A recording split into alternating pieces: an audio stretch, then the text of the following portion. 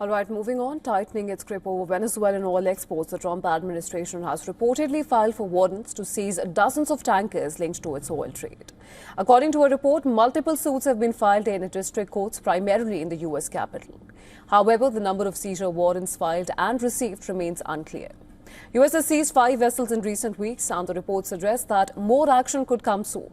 Another report suggests that Venezuela has begun reopening some of its oil wells shut under U.S. embargo. Now, Venezuela has also started freeing jailed political prisoners, including Americans. And according to Venezuela's top lawmaker, Jorge Rodriguez, over 400 people have been freed from prison so far, as part of a process announced last week. However, the number of American detainees released remains unclear. Earlier, Venezuela had freed Spanish and Italian citizens from its jails. To date, more than 400 people have been released, the first 160 on December 23, 2024. I leave the list at your disposal if you want to see it, Citizen Deputy. However, rights groups contest these claims. They say that only 60 to 70 prisoners have been released, complaining about the slow pace of releases and the lack of information from authorities. Venezuela's leading NGO, Foro Penal, says that at least 800 political prisoners were behind bars at the beginning of the year. Well, for us as family members, it's obviously a very distressing, inhuman, cruel situation that 5 days after the state announced a set of releases, a supposed significant number of releases to be carried out in the coming days, we haven't even reached 5% of the number of people detained in Venezuela. Meanwhile, Venezuela is still working to identify those who were killed during the U.S. military operation to capture Venezuelan leader Nicolas Maduro. According to Interior Minister Cabello, the victims will now be identified with DNA testing.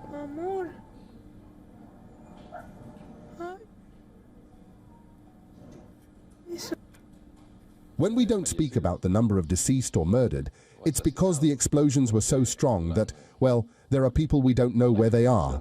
They were fragmented in such a way that it's impossible. You take a tiny piece, and there are studies that are done to analyze the DNA from pieces of human remains. Now, Venezuelans continue to protest for the releases of ousted leader Maduro and his wife Celia Flores. Thousands of transport workers staged a caravan in capital Caracas, demanding their release, and the demonstrators were joined by Maduro's son.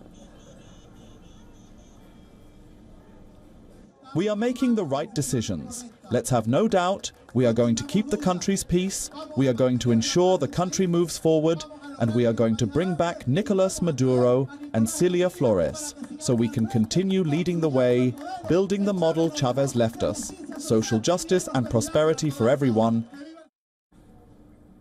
In another development, Venezuelan authorities have seized 6.85 tons of drugs in the southern state of Bolivar.